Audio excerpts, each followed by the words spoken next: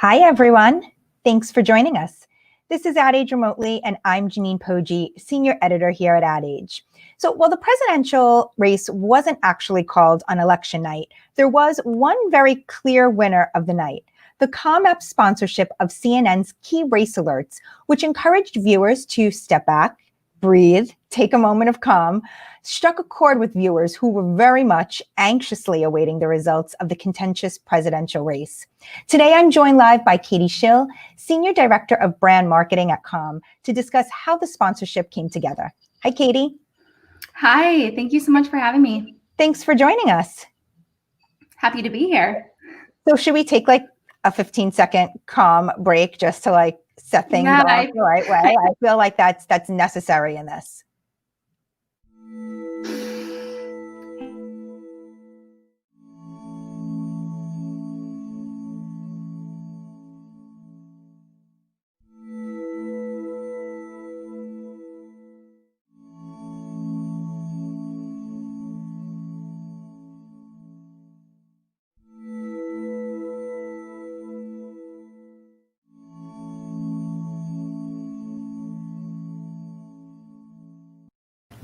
That's better, right? Like just a little breather before we start. And for those of you who are joined us and are watching from home, if you have any questions or comments, feel free to leave them on our social channels. We will try to get to them during this conversation. So I really want to start with the CNN sponsorship. It got a ton of buzz on social, on election night. Why did Com decide to sponsor CNN's election coverage? What attracted the brand to the opportunity? Yeah, so the election campaign was interesting. It was really an extension of a lot of our work throughout 2020. So this year, I think everyone can kind of agree it's been a year that's put us all to the test. We had global pandemic, civil unrest, and probably one of the most stressful elections in modern history. And since the beginning of time that we've been around, Calm's been a brand that's shown up during really stressful moments to provide a sense of relief, to help ease worry, and to give people the tools to help manage their anxiety. And that's inspired our marketing since day one. We have our kind of famous do nothing ads where you sit and listen to the sound of rain on leaves for 30 seconds. A lot of our social content gives kind of people a mental break into crazy social feeds. And so we're constantly as a brand trying to think about ways to disrupt the barrage of news, the barrage of notifications with content that gives people a break. And so the election made a ton of sense. The election was really an extension of that strategy. And when we got the opportunity to sponsor CNN's key race alerts, we knew it wasn't an opportunity that we could pass up. And the reason being is that no matter what side of the aisle you were on, we knew election night was going to be anxiety inducing for everybody. And so our goal was to provide viewers with a moment of calm and a reminder to take a deep breath during such a stressful night. And so it was such a no-brainer for a brand like Calm to show up in one of the most stressful evenings of the year, arguably. So it definitely attracted us for those reasons. And it felt like an extension of the way that we've been kind of approaching our work throughout 2020. Yeah, we certainly saw a lot of chatter on Twitter, during that point. But what have you seen, since then? What has been the results of the sponsorship? Yeah, it's been incredible. And we didn't expect it, to be honest. We saw, positive ROI on TV, a really big spike in organic growth that's really sustained since the election night. And then a ton of social conversation and PR coverage too. I think one of the really interesting lessons for our team was the power of collaborating across departments at Calm. So this was a super smart media buy that sparked social conversation, that also sparked an amazing wave of PR. We showed up at the right time with the right message, and it paid off. So it's kind of interesting. It was really interesting to see almost the flywheel of how a really smart media buy can then spark social, which can then spark PR. And so yeah, I think we were really surprised by the results. I think one thing I was surprised by actually was how consumers reacted to the sponsorship. It's funny because our intention in sponsoring the CNN key race alerts and our intention in running our 30-second do nothing spots was to be really sincere and supportive during this crazy election night and to stay top of mind. And we really wanted to be supportive and sincere. But I thought it was funny, once it went out into the world, it took on a life of its own, and people found the sponsorship to be really funny and ironic. And we were called like the troll of election night in a few places. And I loved that. I think it's a reminder that you can have an intention behind work that you put out into the world, but once it goes out into the world, it can truly take on a life of its own. And I think, honestly, it's probably one of the only moments where I'd be really happy about people calling Calm a troll. But yeah, the results have been amazing. That was actually my first reaction, was to find it humorous, because I'm like, oh, well, they're clearly joking. Like, there is no way we can find a moment of calm by breathing in this moment. Like, that's actually how I took it initially as well. And then I was like, oh, no, that fits really well. But it was certainly struck like a humorous tone to me initially, when I saw it. Yeah, that wasn't the intention, really. The intention was to show up in a really like earnest and supportive way, and to give people tools to help them manage a super stressful, weeks, months leading up to the election. But it was really fun for consumers to take it differently. And it's like, it definitely took on a life of its own. Yeah. You said that this was sort of an extension of what Calm has been doing, throughout the year. How were you thinking about marketing, first at the onset of the pandemic, and then as we got into, the social unrest? Was Calm pivoting at all, during these times?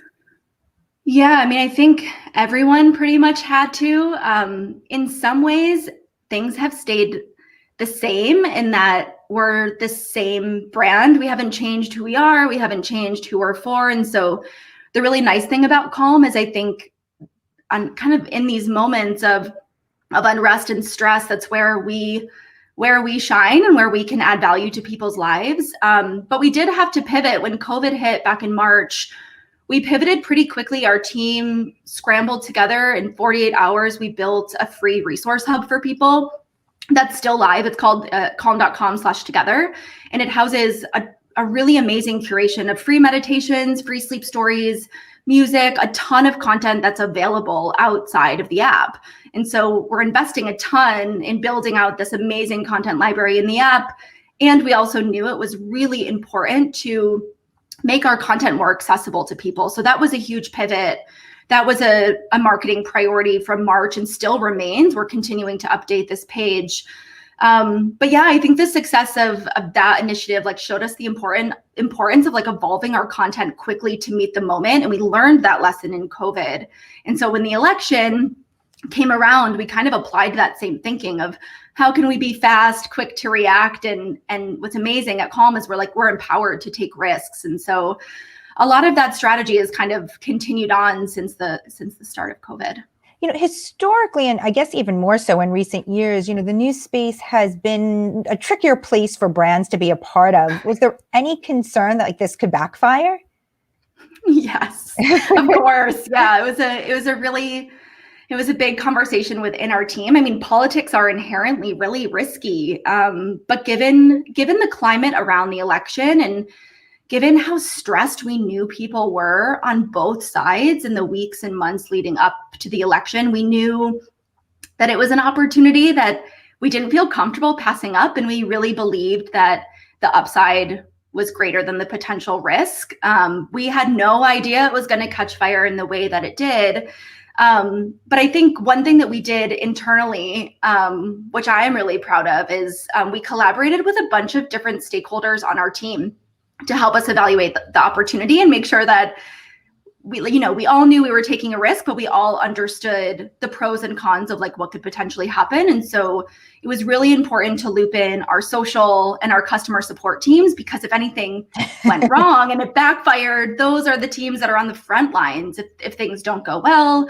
And our PR team was also a really huge voice at the table while we were making these decisions. So it wasn't just the marketing team, it was our paid team, brand marketing, social, customer support, PR.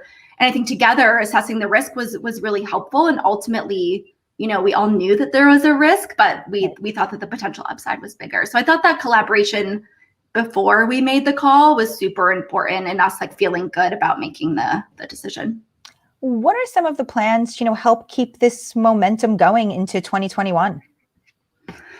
Yeah. I mean, I think the power of this election campaign showed the importance of meeting people in the moment. I know that sounds really simple, but I think it also showed what can happen with like this magical combination of knowing who you are as a brand and the value that you bring to people and the enemy that you're up against.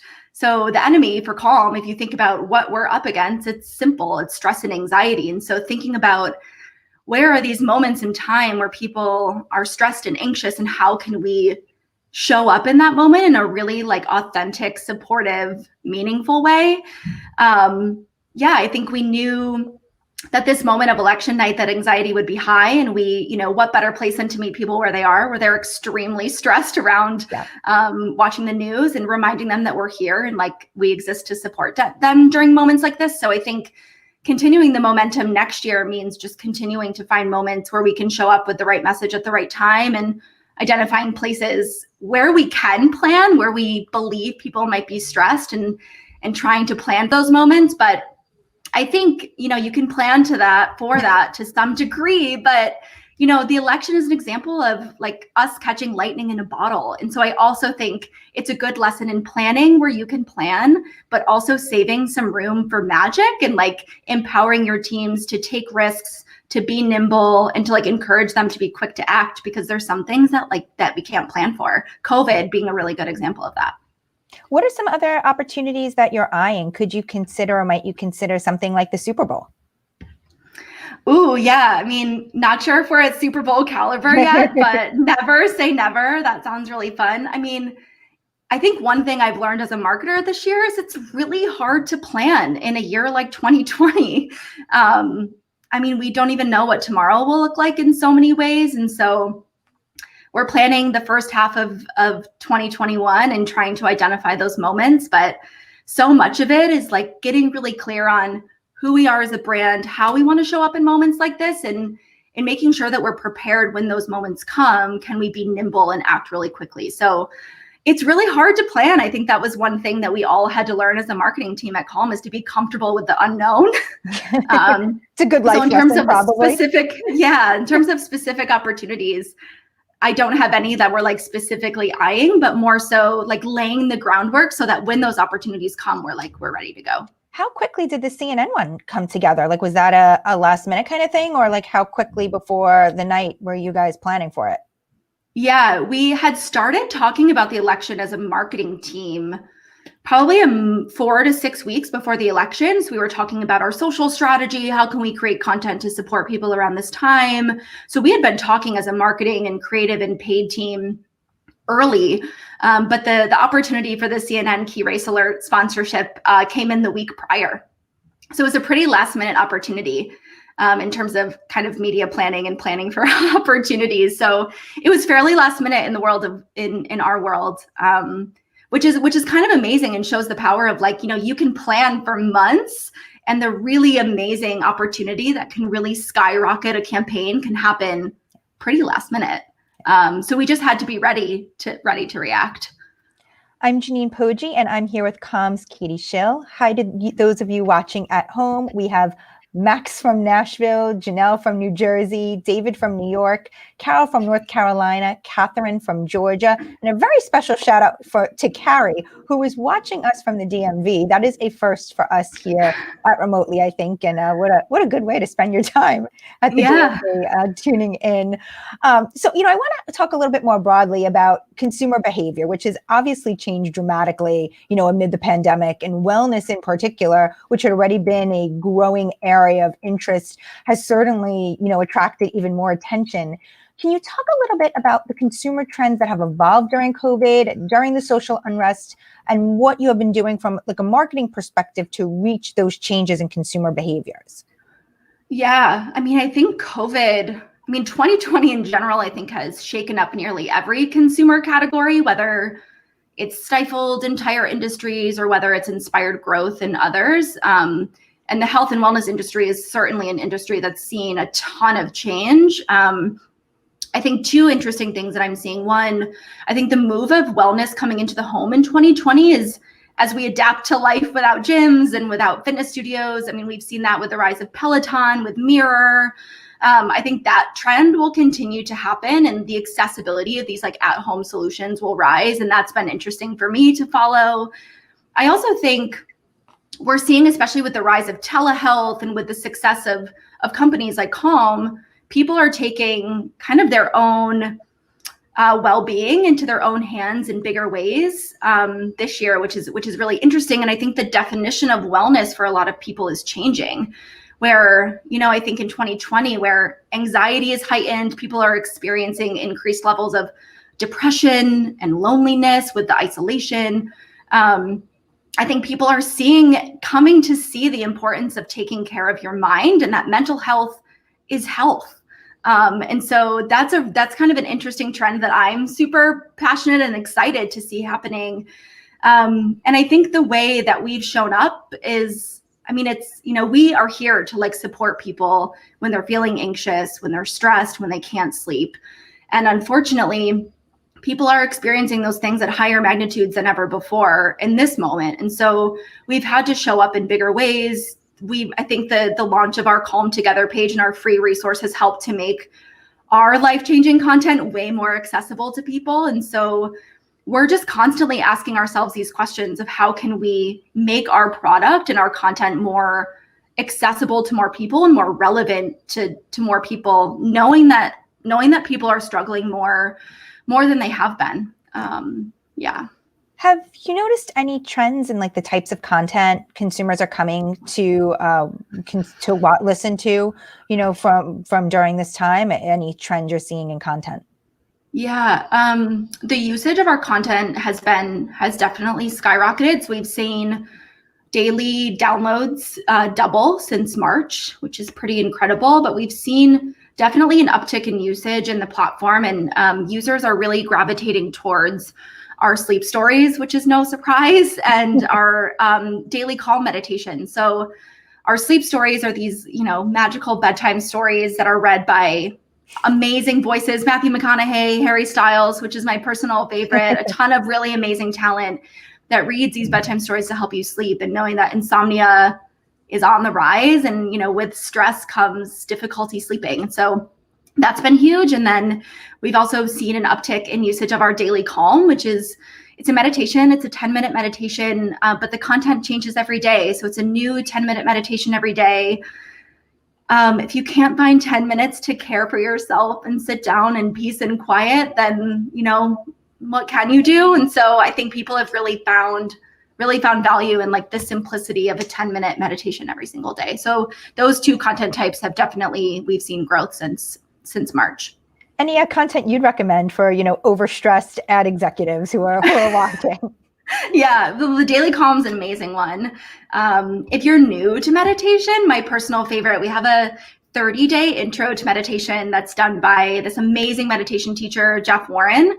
And it's a 30-day journey that kind of educates you on the power of meditation and their meditations in and of themselves. So that 30-day program is amazing. If you're having a hard time making meditation a habit, that's a really, really good place to start, and super easy to bite off. They're only 10-minute sessions every day. And then the sleep stories. I listen to them every single night. Matthew McConaughey and Harry Styles are my go-to. So What's a better way to get lulled to sleep, I would think. I know, it's the best. So, I'm talking about like ad executives and listening to this, and, because we're hearing a lot from ad agencies and brands about how they're thinking about, the health and wellness of their employees. And, I've heard a lot from companies who are offering, either subscriptions to various platforms, opportunities to do meditations together virtually and things like that. How are you guys thinking about talking to and speaking to the workforce that's overstressed and working remotely and trying to find moments of calm? Is that an area of potential for Calm?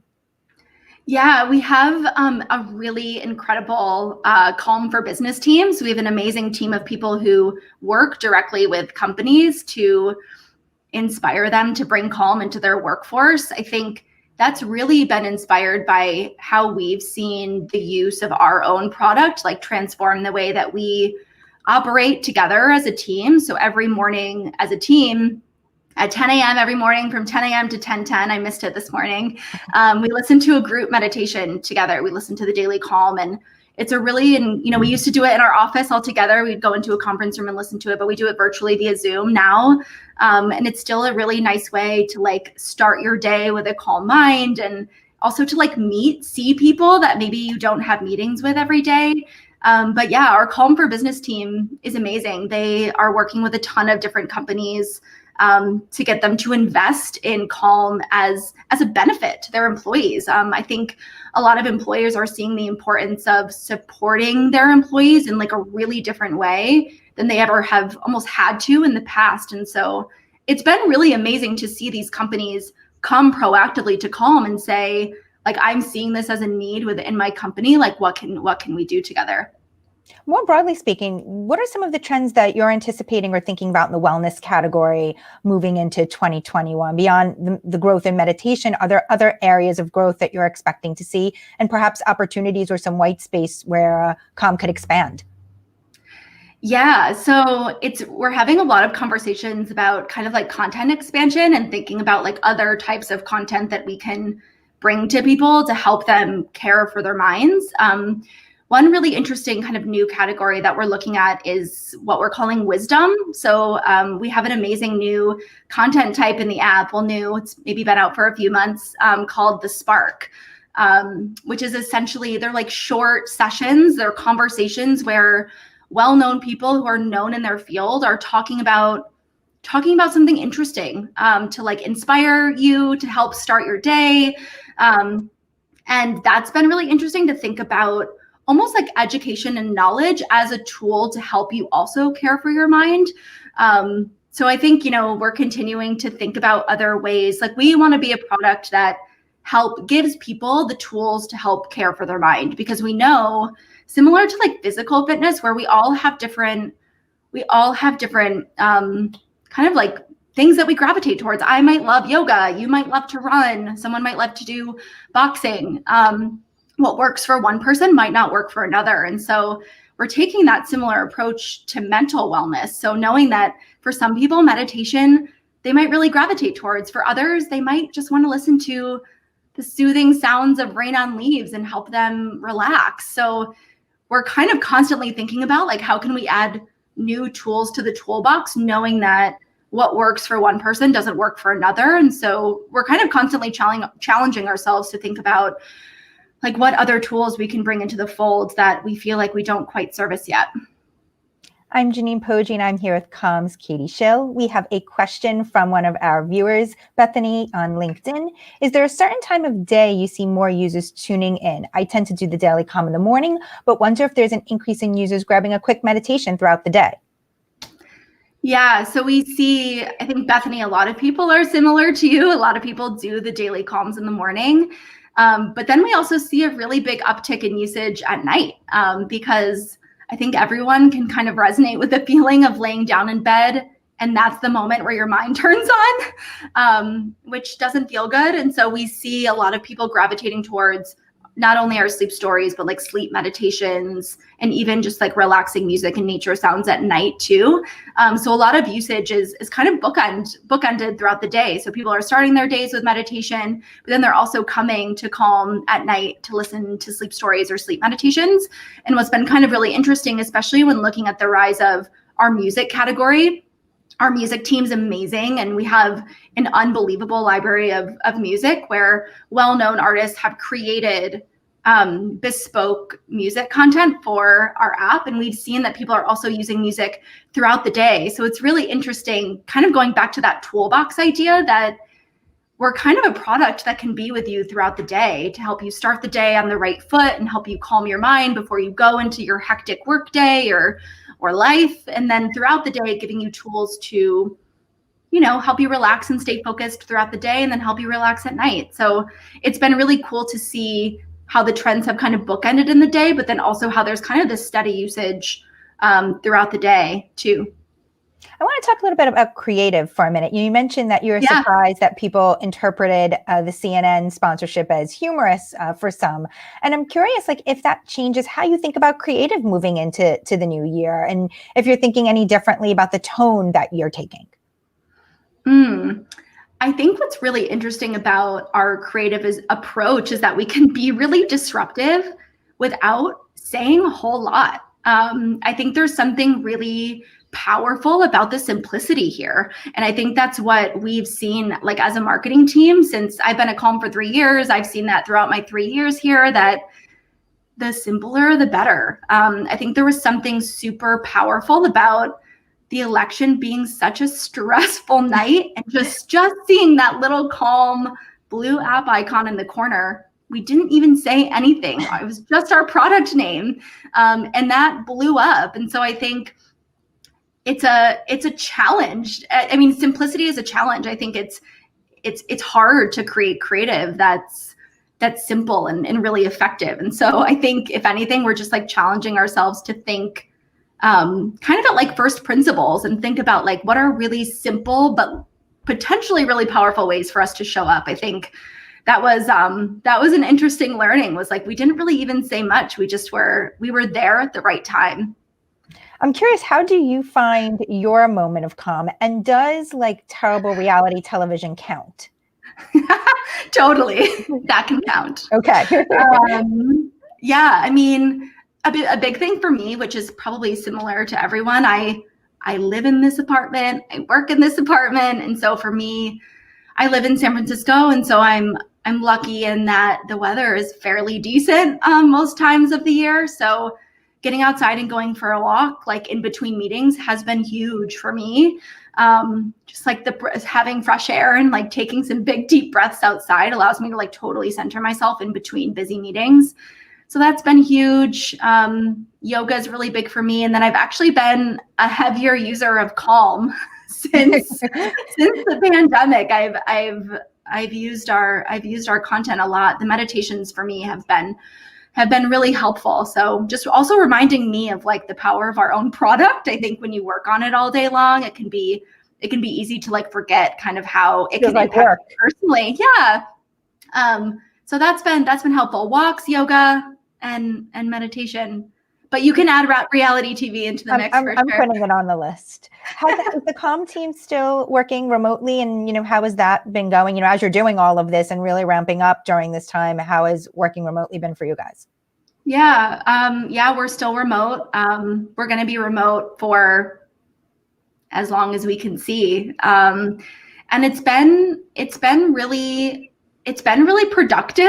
I think it's challenged us to find moments where we can connect with each other in more like organic ways. So I've been really impressed by our people and culture team who have tried to infuse the like fun and magic of what it was like to work in our Calm office to like this virtual world. So we do like game nights on Zoom. We meet every morning and meditate as a team. We have like virtual lunches together. And so it definitely takes more effort. But I think, for a lot of people going from the office to now working at home, I think the thing that I've missed the most is seeing my coworkers. It's a huge part of why I love my job. I work with, I think, the smartest group of people ever, and the most fun to be around. I mean, everyone who works at Calm is here because of this mission. And so I miss them. And I think everyone kind of misses that like camaraderie that we just like see in the office, and, the feeling of going to the kitchen and grabbing a cup of coffee and seeing someone that you don't ever really interact with.